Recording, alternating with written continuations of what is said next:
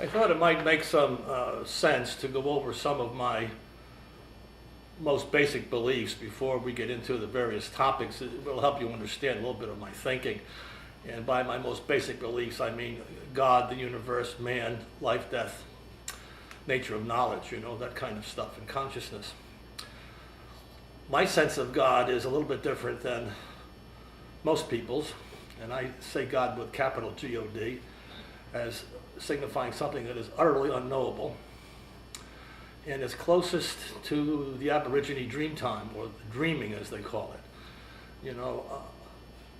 Anthropologists tell us that try to make dream time a specific time, but really as far as the Aborigines are concerned in Australia, and you can say it's the remnant of the pure religion that came out of Africa 40,000 years ago, that it's a dreaming by some unknowable entity that is going on forever and forever and forever. And one of the products of that dreaming are the various gods and demons and guides that we have in the psychic world, or the other world, whatever you want to call it.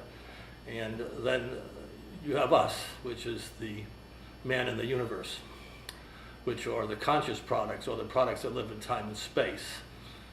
And I call it a dreaming because that's about as close as I can get to it. It's unknowable, the source of the dreaming, but it's going on all of the time without end. That's a slightly different attitude than the one we have in Western religions, which has a beginning and an end, and science, which has a beginning and an end, Big Bang, and then the end of the universe, that kind of thing. But in Eastern thought, it's not that far away. So that's my sense of it. There's some unknowable dreaming that is taking place, of which we are a part, and we as humans are a very important part that is without us, without human beings who are storytellers. That I see as the essential nature of human beings, and the story can be in the beginning, or it can be E equals MC squared. They're both stories.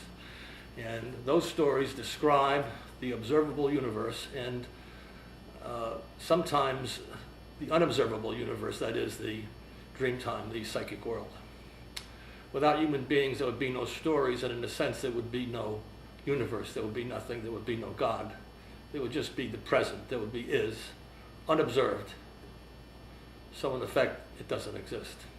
So man and the unknowable dreaming are like two stars locked in a twin star arrangement, man being extremely small and the unknowable dreaming beyond comprehension.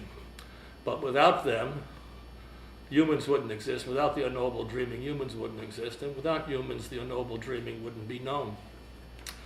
And the nature of knowledge I see as a series of stories that have started since the beginning of time, when one of the animals became human, began to tell stories, make up stories, okay? I'm not going to go into that right now, but it's a very complex act, and those stories have continued and will continue until the end of the human race, which could happen. And then we will have a unobservable is, again, just the present. The human beings I see as coming into time from that dreaming as both body and soul. Body being the intelligence, the brain, the heart, fingernails, the liver, whatever you want. And the soul is something that lives both in this world and in the world of the dreaming. That its essential nature is that it determines our character. The Greek philosopher Heraclitus had a saying about 3,000 years ago, character is fate, which means that the nature of your being, your soul, your character determines how you will live your life and how you will live out your life. A man with a courageous attitude will lead a much different life than a man with a cowardly attitude. I'll give you two opposite examples. Or a hateful person will live an entirely different life than a person who is a loving person. The nature of our souls is not simple, but it is unique to us. Each person has a unique soul. Some may come close to others. Who knows, no way of proving or disproving that. but they are complex characters. And as we evolve in time, as we go through our life and in fact eventually die, the soul is the internal guide that guides us on that journey. It gives us our bearings. It gave Hitler his bearings, and it gave St. Francis of Assisi his bearings. So the soul is essentially amoral as I see it. You know, it can lead towards creation or it can lead towards destruction, as does the entire dreaming itself, which is entirely creating and destroying itself as it goes on and on and on and on. I believe that soul, which I say is the essence of who we are, just as simple as that, is a part of the body and perishes, leaves, dies, no longer exists as itself when the body dies. And when I mean the body dies, when it disappears from the physical earth. Skin, bones, everything goes, which is why we sometimes say that the soul goes up to heaven at the end of 40 days. That's when that essential character, that part of us that lives in time and not in time, stops being us because the body has decomposed. It's no longer here. It takes a little bit longer than that, but 40 days is when we get down to bone. So that's about it. That I think that we come into time full-born. All this nonsense about abortions are only good, they're good up until 6 months or 3 months or 4 months, and they're not because we're not human until it's just complete scientific nonsense. It's mumbo jumbo. All of the gear that we need, body and soul, comes into time at time zero.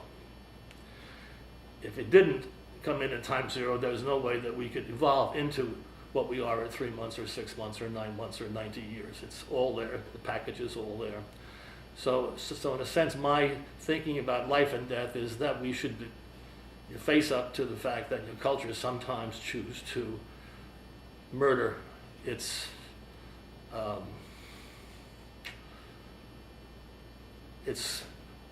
the fellows at some opportune time. That was done by all the ancient civilizations, and we just have to face up to the fact. We don't like to look at it, but the fact of the matter is that we come in as human beings, full-born, zero, we develop and we go out and we extinguish. Somehow, so to me is that the soul itself is not immortal, but the life force, the dreaming is. That I believe that the individual, the character, whatever you want to call it, the soul, dissolves into the life force. What that looks like and how that takes place, I have no idea. And at some stage, at some later stage, since there's a continual creation and a continual destruction, out pops another character, another human being, basically another soul, and who enters time. Some people think that the child coming into time chooses its parents. That's an Eastern thought. I tend to like that one too. Some, in terms of Western thinking, says that the parents determine the character of the child. Eastern thinking says that the character is already there, and I tend to favor that, and it chooses the parents with whom it will best develop. It's very smart. Human beings are very smart. Even before they're born, they're extremely smart as to where they should go and camp out. So those are my basic feelings about life and death and about what's going on. It's a continual creation and destruction. It's a dreaming. It's unknowable. That's G-O-D with capitals. A little G-O-D is the God of Joseph Smith or the God of Abraham or the God of Jesus. You can go on down the line, or the saints or whatever they happen to be, or the demons. Those are the little minor characters in the dreaming. They're basically, I would call, faces of the unknowable with which we can communicate. They can be very powerful, but they're not the G-O-D capital, not the unknowable dreaming. So I think it's important to remember that, and it also explains why the gods are all different. The little gods are all different, so people think they have the right one, but they only have just a slice of one is what they have, so I think that's important to understand. So, that in terms of my feelings about science, let me say that I'm a person who was both a businessman. I was in the computer business for many years until I sold my business in '79. I graduated with a degree in mathematics from Columbia, so I'm not afraid of mathematics or science. I understand what it all means, what differential equation means and set theory and all that stuff. I understand that. I understand it's the language of science. I have a pretty hard-nosed about business. I know how it operates, you know, I have my feet on the ground, and I'm also a poet and a video artist who works in many, many off the mainstream areas. And I work primarily in an area that the type of poetry that I do primarily, besides the one we know today, which is the written poetry, is a poetry which is spoken spontaneously from the unconscious. It's somewhat similar to channeling, not quite, but it's the way poetry was done before we knew how to read and write.